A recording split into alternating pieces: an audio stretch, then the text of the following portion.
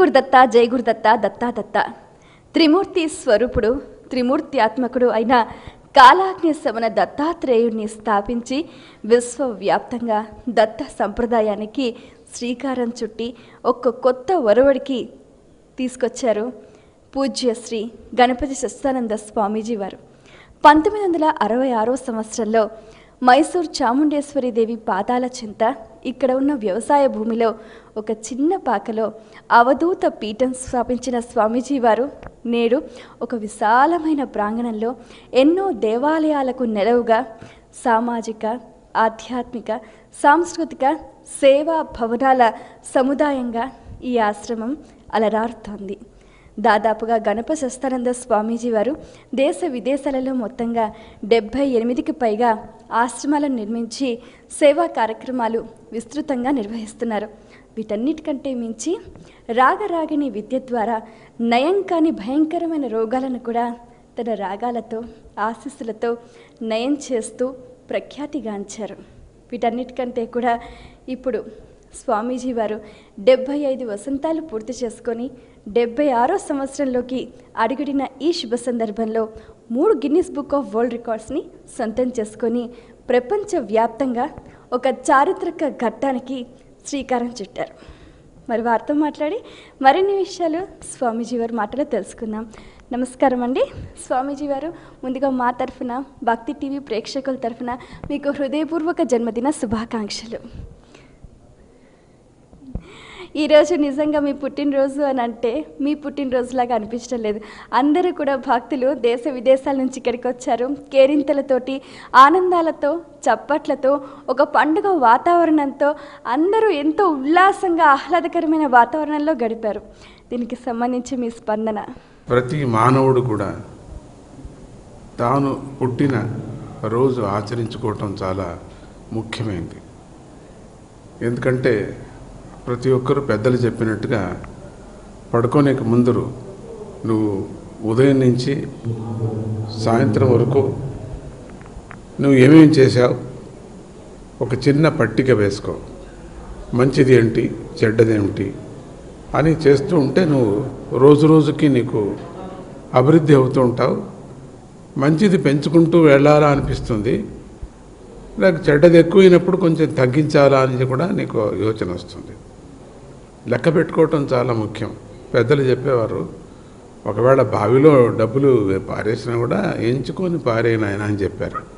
అంటే ఎంత పారేసావు అనేది ఉండని, ఎంత సంపాదన చేసావు అని ఉండని అనే దృష్టితో. కాబట్టి ఆ లెక్క అనేది చాలా ముఖ్యం. ప్రతి జీవి పుట్టిన తర్వాత మరి గిట్టక తప్పదు కదా, మళ్ళీ వెళ్ళాల్సిందే కదా, ఖాళీ చేయాలి కదా. మనం వచ్చిన తర్వాత మన ఈ ఇల్లుని ఖాళీ చేయాలి కదా, ఇంకొకరు కొత్త వాళ్ళు ఉండటానికి కావాలి కదా. రెండవది, ఈ శరీరము కర్మ శరీరము, ఈ కర్మతోనే ఇది సమాప్తి అయిపోతుంది. కానీ ఆత్మకు మాత్రం పుట్టుక లేదు, చావు లేదు అనేది అందరికీ తెలుసు, అది బాగా తెలుసు. అటువంటి ఆత్మస్వరూపమైనటువంటి సద్భక్తులు, సద్బంధువులు, అందరూ మనుషులు, ప్రపంచంలో ఉండిన సమస్త జీవులు కూడా పరమాత్ముడు ఒక్కడే అనిపిస్తుంది. కానీ ఆయన విశేషమైన ఒక శక్తి, ఆయన యొక్క ఒక సృష్టి 2 విధాలుగా కనపడుతున్నది. కాబట్టి బాహ్యము, అంతరము అని ఎట్లా అంటున్నామో, పరమాత్ముడి యొక్క సృష్టి ప్రపంచంలో అంతా కూడా తనలో లీనమైనప్పటికీ కూడా 2 భాగాలుగా మనం చూడటం చాలా మంచిది. ప్రతి జీవి ఎట్లా నేను అన్నట్టుగా రాత్రి పడుకోనే ముందు తాను లెక్క పెట్టుకొని పడుకోమని చెప్పాను కదా, మంచిది చెడ్డది. అట్లనే ప్రతి సంవత్సరం పుట్టు పండుగ ఆచరించుకునేటప్పుడు నేను ఎన్ని మంచి కార్యక్రమాలు చేశాం ఈ సంవత్సరంలో, మరి ఎంతమందికి నేను ప్రాబ్లమ్స్ ఇచ్చాను, ఎన్ని అబద్ధాలు చెప్పాను, ఈ విధమైనటువంటి నువ్వు యోచన చేసుకొని పురోభివృద్ధిని పొందుతూ ఉండాలి మంచి కార్యక్రమాల కోసం. అందుకని ప్రతి జీవి జాగ్రత్త కోసం పుట్టు పండుగను ప్రతి ఒక్కరూ ఆచరించుకోవాలి. ఇక గురువులు అటువంటి వాళ్ళకి ఎందుకు పుట్టు పండుగ అని అనుకోవచ్చు కదా, ఖండితం వాళ్ళకి అక్కర్లేదు, ఖండితం. కానీ భక్తులకి ఏ రోజు నుంచి మన గురువుని సందర్శించామో ఆ రోజు నుంచి మనం ఎంతవరకు ఆధ్యాత్మికంగా మనం ముందు వస్తున్నామో, పుట్టు పండుగ సద్గురువుని చూసినప్పటి నుంచి పుట్టు పండుగ, అది ఆ రోజే పుట్టు పండుగ. ఆ రోజు లెక్క పెట్టుకోవాలి, ఎప్పుడు మనం స్వామీజీని చూసామో ఆ రోజు గుర్తుపెట్టుకోవాలి మనం. ఆ రోజే ప్రతి సంవత్సరము పుట్టు పండుగ ఆచరించాలి. అదే నిజమైనటువంటి పుట్టు పండుగ. పుట్టు పండుగ మొదట సద్గురువుని చూడకముందు ఎట్లా ఉంటుమే, చూసిన తర్వాత మనకు పరివర్తన ఏముంది, దయాగుణం ఎంత పెరిగింది, మనకు సత్యం ఎట్లా ఆడుతున్నాం మనము, శాంతి ఎట్లా ఉంది, కష్టము తట్టుకునేటువంటి శక్తి ఎట్లా పెరిగింది, ఇవి ప్రతి మానవుడు కూడా లెక్క పెట్టుకొని చూసుకున్నప్పుడు అప్పుడు వాడికి అర్థమవుతుంది. అందుకని ఆవశ్యకంగా పుట్టు పండగ ఆచరించుకోవాలా అని చెప్పారు. కానీ భక్తులందరూ చేరి స్వామీజీకి 75 సంవత్సరం పుట్టు పండుగ అన్నారు. అసలు నేను పుట్టినే లేదేమో అనిపిస్తుంది. పుట్టు పండుగ ఏంటి నాకు అనిపిస్తుంది. ఈ శరీరానికి అలంకారం చేశారు కానీ నా ఆత్మకు అలంకారం నేనే కదా ముఖ్యము. ఇంతవరకు పొద్దుటి నుంచి సాయంత్రం వరకు వజ్ర కిరీటం వేశారు, ఇంకోటి వేశారు. నేను చెప్పిన పనులన్నీ చేశారు. అయ్యా అక్కడ బీద వాళ్ళకి అన్నదానం చేయాలంటే చేశారు. సద్గురువు మాట చాలా ముఖ్యం మాకు అన్నారు. అట్లనే ఆ గుడ్డి వాళ్లకు, మరి మూక వాళ్లకు, మరి ఆ స్కూల్ పెట్టి వాళ్ళకు అభివృద్ధి చేయంటాయా అంటే చేసేసారు. మేము చేస్తామని చేశారు. ఇట్లా బీదలకి మంచి కార్యక్రమాలు, వాళ్ళకి వస్త్రాలు కానీ, లేక వాళ్ళకి మంచి మంచి కుట్టు మిషన్లు కానీ, వాళ్ళకు సదుపాయాలైనటువంటి కొన్ని వ్యవహారాలు చేయంటాయా పుట్టు పండగకు, అదే కదా ముఖ్యమైనదంటే అది కూడా చేశారు. చెప్పిందంతా చేసేస్తున్నారు వాళ్ళు. చెప్పిందంతా చేసిన తర్వాత మా ఆశ ఇంకోటి ఉంది అన్నారు. ఏంటది? మేము ఇచ్చేటువంటి పీతాంబరం కానీ, మేము ఇచ్చేటువంటి కిరీటం కానీ మీరు పెట్టుకొని మాకు దర్శనం ఇవ్వాలా. ఒక రూపం చూస్తున్నాం, ఆ రూపం మాకు శాశ్వతంగా ఉండేటట్టుగా మా మనసులో చేయండి అన్నారు. వాళ్ళ కోసం నేను భక్తాదీన, వాళ్ళ కోసం నేను చేయక తప్పదు. ఎందుకంటే నా కోసం చేశారు కదా వాళ్ళు. నేను చెప్పిన మాట విన్నారు కదా. వాళ్ళు చేంజ్ అయిపోయినారు వాళ్ళ జీవితంలో. ఆధ్యాత్మిక రంగంలో దూకారు వాళ్ళు. నిజంగా దీనికోసం సమయం కేటాయించారు వాళ్ళు, పెట్టుకున్నారు దానికోసం. అటువంటి వాళ్లకు వాళ్ళు చెప్పింది కొంచెమైనా నేను వినకపోతే వాళ్ళ మనస్తృప్తి పడదు కదా. అందుకని వారం రోజుల నుంచి ఏంటి 1000 అడుగులు కేకు తెచ్చేవాళ్ళు ఒకరు, మరి అరిసెలు తీసుకొని వచ్చేవాళ్ళు ఒకరు, అన్నదానాలు చేసేవాళ్ళు, విధమైనటువంటి రుచికరమైనటువంటి అన్నదానాలు పెట్టేవాళ్ళు ఒకరు. వచ్చిన వాళ్ళకంతా ఇప్పుడు భోజనం పెడుతున్నారు. పొద్దుటి నుంచి సాయంత్రం వరకు వచ్చిన వాళ్ళంతా కూడా కొన్ని మొత్తానికి 50 నుంచి 60, 70, 80 వరకు జనం వచ్చి పెడుతున్నారని ఆ రోజు వెళ్ళిపోతున్నారు. సాయంత్రం ఉండేసి వెళ్ళిపోతున్నారు. కొంతమంది పొద్దున ఉండేసి వెళ్ళిపోతున్నారు. ఒక చోట ఉండరు, అట్లా పెడుతున్నారు. ఇక్కడ మైసూరు ఆశ్రమంలోనే 2000 నుంచి 4000 వరకు, 5000 వరకు ఇక్కడే ఉన్నారు. కొన్ని ఛత్రాలు కూడా తీసుకోవడం జరిగింది. ఇక్కడ చౌల్ట్రీసు అక్కడ కూడా ఈ జనాన్ని నింపడం జరిగింది. కేవలం ఇండియాలో ఉండేటువంటి రాష్ట్రాల్లో కాకోకుండా బయట దేశం వాళ్ళు కూడా వచ్చారు. అమెరికా నుంచి వచ్చారు, యూరోప్ నుంచి వచ్చారు, ఆస్ట్రేలియా నుంచి వచ్చారు, ఎక్కడ వెస్టిండీసు అక్కడి నుంచి వచ్చారు. ఇవి చాలా చాలా విశేషమైనటువంటి ఈ భక్తులు. ఎంత ప్రాణమో స్వామీజీ అంటే. అన్ని ఆలయాలు కట్టారు, అన్ని చోట్ల స్కూళ్ళు కట్టారు, అన్ని చోట్ల వాళ్ళు బీదలకి ఏమేమి కావాలనో సదుపాయాలు కొంత వాళ్ళ శక్తి అనుసారంగా చేశారు. వాలంటీర్స్ 2000 మంది ఉన్నారు. వాళ్ళు పనుల్లో ఉండేటువంటి వాళ్ళు సేవ చేసి వెళుతూ ఉంటారు. వీళ్ళు అప్పుడప్పుడు సేవ చేసి బ్యాచ్ ప్రకారం వెళుతుంటారు. ఇక్కడ పక్షిధామం ఉన్నది, మరి బాన్సాయి తోట ఉంది, వెంకటరమణ స్వామి సన్నిధి ఉంది, మరి మనకు కావలసినటువంటి హనుమంతుడి యొక్క సన్నిధి 3 ఆలయాలు హనుమంతుడిది. పాతాళ ఆంజనేయ స్వామి, భూలోకంలో ఆంజనేయ స్వామి, అంతరిక్షంలో ఆంజనేయ స్వామి, ఇట్లా 3 ఆంజనేయ గుడులు ఉన్నాయి. అదిగాక భైరవేశ్వరుడు కూడా ఉన్నది ఇక్కడ. ఆ భైరవేశ్వరుని కూడా మనం దర్శనం చేయాలి. దత్త పూర్ణమైనటువంటి రూపంతో కలిగినటువంటి మూలస్థానం ఇది. 400 సంవత్సరాల నుంచి ఉండినటువంటి దత్త మూలస్థానము స్వామీజీకి ప్రాప్తించింది. అది కూడా మనం దర్శనం చేయొచ్చు. ఈ ఆశ్రమానికి వెళితే ఒక మ్యూజియం ఉందండి. ఆ మ్యూజియం చూడటానికి ఒక రోజు అవుతుంది. స్వామీజీ యొక్క కలెక్షన్స్. ఇక్కడికి వస్తే కేవలం జపం చేసుకొని ఉంటారేమో అనుకోవద్దండి. ఫిజికల్గా ఫిజియోథెరపీ తీసుకునే వాళ్ళు హాస్పిటల్ ఒకటి ఉన్నది. ఇట్లా అనేక విధమైనటువంటి సదుపాయాలతో చేరినటువంటి ఆశ్రమం ఇది. ఒక చిన్న పల్లెలాగా ఉంటుంది. అటువంటి పల్లెలో మనం ఈరోజు పుట్టు పండుగ ఆచరించుకున్నాం. మరి ఎన్టీవీ భక్తి టీవీ చాలా సహకరించి 7 రోజుల నుంచి ఇక్కడే ఉన్నారు. వాళ్ళు మాతోనే తిరుగుతున్నారు. ఎంత అనుబంధమో అని చెప్పలేని ఆశ్రమానికి ఈ ఒక భక్తి టీవీకి చెప్పవచ్చు. అందుకని టీవీ యాజమాన్యానికి కానీ టీవీలో పనిచేసే వాళ్ళందరికీ కూడా స్వామీజీ ఆశీస్సులు ఉన్నాయి. హ్యాపీ బర్త్డే వాళ్ళకు కూడా నేను చెప్తున్నాను. నాకు కాదు, మీకు కూడా హ్యాపీ బర్త్డే. జై గురుదత్త, శ్రీ గురుదత్త. చాలా సంతోషం స్వామీజీ. సత్యము, ధర్మము, శాంతి అనే నినాదంతో మీరు ముందుకు వెళ్తున్నారు. ఆధ్యాత్మిక రంగంలో పురోగతి సాధించి అందరినీ కూడా ఆ మార్గం వైపు నడిపిస్తూ, మరి ఓవైపు మొక్కలను, ఓవైపు పక్షులను కాకుండా భగవద్గీత ఇవన్నిటినీ ఏ విధంగా మీరు సమన్వయం చేసి వాళ్ళ చేత ఆచరింప చేస్తున్నారు? భగవద్గీత ప్రతి ఒక్కరు కూడా పఠనం చేయాలి. పిల్లలందరూ కూడా మెమరీ పవర్స్ రావటానికి కోసం వాళ్ళకి భగవద్గీతను ప్రచారం చేయటం జరిగింది. ఇక్కడే కాకుండా అమెరికాలో కూడా చాలా ప్రచారం చేస్తున్నాం. ఈరోజు పిల్లలు మీకు తెలుసు, స్కూల్లో వెళుతున్నటువంటి పిల్లలకి వాళ్ళకు ఇంగ్లీష్ తప్ప ఇంకేమీ రాదు. వాళ్ళకి మన ఆధ్యాత్మిక తత్వమే వాళ్ళకి తెలియదు. అటువంటి పిల్లలు బాయ్హార్ట్ చేసి వాళ్ళు ఈ 700 శ్లోకాలు కూడా మెమరైజ్ చేసుకొని జ్ఞాపక శక్తిలో పెట్టుకున్నారు. వాళ్ళు ఎక్కడెక్కడితే అక్కడికి చెప్పడంతో కంప్యూటర్ లాగా ఉన్నారు ఆ పిల్లలంటే ఈ తల్లిదండ్రులకి ఎంత భక్తి ఉండొచ్చు యోచన చేయండి. అందుకనే అటువంటిది పరివర్తన పొందుతున్నారు. మరి ఇక్కడికి వచ్చిన తర్వాత చెట్లను పెంచాలా, చెట్లను గౌరవించాలా.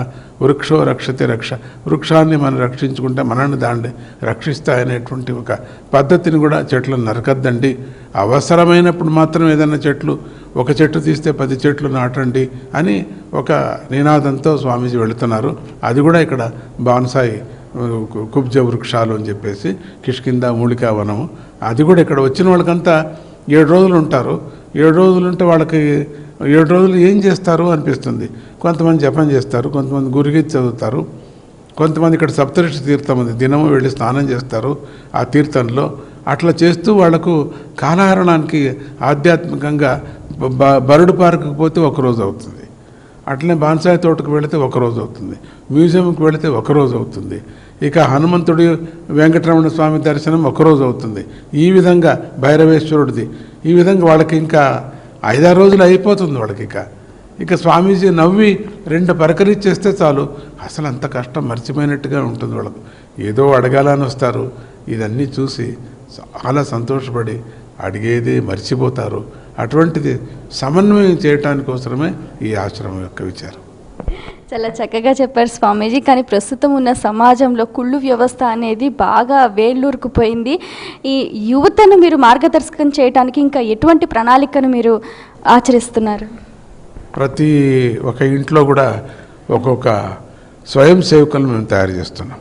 వాలంటీర్స్గా కావాలని చెప్పేసి పిల్లలందరికీ అంటుంటా, నువ్వు వాలంటీర్ అయిపో, నువ్వు వాలంటీర్ అయిపో అని. అట్లా ఒక ఇంటి వాళ్ళు వాలంటీర్ స్వయం సేవకులు అయిపోతే ఇక వాళ్ళు ఒక 10 ఇండ్ల వాళ్ళని తయారు చేస్తారు. అందుకని యువతరానికి ఇక్కడ చూస్తే మీరు వాలంటీర్స్ అందరూ యువకులే. 2000 మంది ఉన్నారు పిల్లలు. అందరూ ఎట్లా చెడిపోవాలి వాళ్ళు చూడండి. అటువంటి దారి ఉండేటువంటి వాళ్ళు ఇక్కడ ఉన్నారంటే 2000 మంది వాళ్ళతో వాళ్ళు ఇంకా 5 మంది తయారు చేస్తే అట్లనే ఎట్లా వెళ్ళిపోతుంది, 2000 × 5 ఎట్లా అవుతుంది? ఆ విధంగా యువతరానికి తయారు చేసి వాళ్ళలో ఆధ్యాత్మిక జీవనాన్ని తీసుకురా, శాంతి, ధర్మము, సత్యంతో ఉండటానికి కోసం. ఈరోజు నిజమే అన్ని చోట్ల ఏదేదో క్రూరత్వం పెరిగిపోతుంది. అది అరికట్టడానికి కోసమే ప్రతి ఇంటిలో కూడా ఆధ్యాత్మిక రూపాన్ని రూపొందించాలా. నా మీద ప్రేమతో ఫస్ట్ వాళ్ళను నా మీద ప్రేమ వచ్చేట్టు చేస్తాను. దానికి ఒక ఉదాహరణ చెప్తాను. ఢిల్లీలో 1968వ సంవత్సరం నేను ఢిల్లీకి వెళ్ళాను. కొత్తది నాకు ఢిల్లీ వెళ్ళటంలో. అక్కడ వెళుతూనే చాలామంది భక్తులు వచ్చారు, ప్రొఫెసర్స్ కొంతమంది, చాలా భక్తులు, యూనివర్సిటీ వాళ్ళంతా కూడా అక్కడ నన్ను స్వాగతించారు. ఒక ప్రొఫెసర్ ఇంట్లోనే దిగాను. అక్కడ ఆ ప్రొఫెసర్కి సంబంధించిన సోషల్ వెల్ఫేర్ సెంటర్ ఉంటుంది కదా, ఆ కాలేజ్ అది. చాలామంది ఆడపిల్లలు వచ్చారు, మగపిల్లలు కూడా వచ్చారు. ఇంత చిన్న చిన్న డ్రెస్ వేసుకొని వచ్చారు. ఫస్ట్ డే వాళ్ళను నేనేం అనలేదు. వాళ్ళకి నిదానంగా ఆధ్యాత్మికంగా కానీ స్వామీజీ భజన్స్తో, సంగీతంతో, కొంతమంది సంగీతంతో పట్టేశాను, కొంతమంది భజన్స్తో పట్టేశాను, కొంచెంమంది మాటలతో పట్టేశాను, ఆధ్యాత్మిక మాటలతో. అట్లా వాళ్ళను 7 రోజులు కూడా వాళ్ళను పట్టేయటం జరిగింది.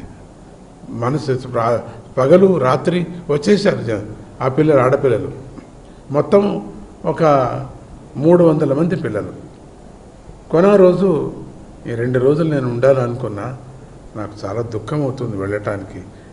ఏం చేసేది అంటే ఏం చేయాలని, మేము ఏం చేయాలి, మీరు 2 రోజులు ఉండటానికి అన్నారు. ఏం లేదు, మీరు ఇంకా కొంచెం మామూలు సంప్రదాయంగా చీరలు కట్టుకొని వచ్చింటే ఇంకా 2 రోజులే ఉండాలంటారు. మీరు ఎందుకు ఆ రోజే చెప్పలేదు? మేము ఈ రోజు చేసేస్తాం, 2 రోజులు ఉండండి అని అందరూ చీరలు కట్టుకొని వచ్చారు, లంగాలు దావణీలు వేసుకొని వచ్చేసారు. అప్పుడు అన్నారు, మీరు మొదటి రోజు ఎందుకు చెప్పలేదు అని ప్రొఫెసర్ గారు అన్నారు. ఇప్పుడు నువ్వు ప్రొఫెసర్ అయ్యా, నీకంతా తెలుసు. ఫస్ట్ డే నేను ఏమైనా అట్లనంటే, ఈ స్వామి గారికి ఆడపిల్లల డ్రెస్ మీద వచ్చింది అని చెప్పి ఒక్కరు ఉండేవాళ్ళు కాదు, మరుసటి రోజు నుంచి అందరూ వెళ్ళిపోయేవారు. ఆ విధమైనటువంటి వాళ్ళని దగ్గరికి తీసిన తర్వాత వాళ్ళు తప్పు నేను చెప్తున్నాను, కానీ ప్రారంభంలో నువ్వు తప్పు, నువ్వు ముట్టద్దు, దగ్గరికి రావద్దు, నువ్వు అటువంటి వాడు, నువ్వు ఇట్లా చేసావు కాబట్టి ఇక్కడ నువ్వు లాయక్కలేదు, నువ్వు తప్పితస్తుడు కాబట్టి ఆశ్రమంలో తిరగటానికి వీల్లేదు మొదటి రోజు అనను. వాళ్ళని ఇంకా ఆదరిస్తాను ఎక్కువ. తర్వాత వాళ్ళు స్వామీజీ ప్రేమను జొరగొన్న తర్వాత మేమేం చేయాలంటారు, నీలో ఉండే లోపం ముందు తిద్దుకుంటే నువ్వు బాగుంటుందయ్యా అంట. ఇది నా ప్రణాళిక. చక్కగా చెప్పారు స్వామీజీ. చివరిగా ప్రేక్షకులకు మీరు ఇచ్చే అమృత తుల్యమైన సందేశం స్వామి. అందరికీ భక్తి టీవీలో అందరూ చూస్తున్నారు, దేశం అంతా చూస్తున్నది. అది స్వామీజీ యొక్క కార్యక్రమాలను అన్ని చోట్ల ఎత్తుకుపోయారు మీరు. కేవలం ఆంధ్రం తెలంగాణ కాకుండా మొత్తం అన్ని దేశాల్లో కూడా మీరు భక్తి టీవీ ద్వారా అమెరికాలో కూడా చూస్తున్నారు, అన్ని చోట్ల చూస్తున్నారు. థ్యాంక్ యూ స్వామి, ధన్యవాదాలు, నమస్కారం. ఇప్పటి వరకు స్వామీజీ వారి అమృత తుల్యమైన పలుకులను మీరంతా వీక్షించారు కదా. గణపతి సచ్చిదానంద స్వామీజీ వారి వజ్రోత్సవ వేడుకలు నా భూతో నా భవిష్యత్తు అన్న రీతిలో ఎంతో నయన మనోహరంగా నిర్వహించారు. స్వామీజీ వారి ప్రధాన సూక్తులైన సత్యం, ధర్మం, శాంతి ఇవి ప్రతి ఒక్కరూ పాటించి వాళ్ళ జీవితాన్ని కూడా ఆనందమయం చేసుకొని ధర్మ మార్గంగా విజేతలుగా నిలుస్తారని ఆకాంక్షిస్తున్నారు. శ్రీ గురుదత్త, జై గురుదత్త, దత్తా దత్త.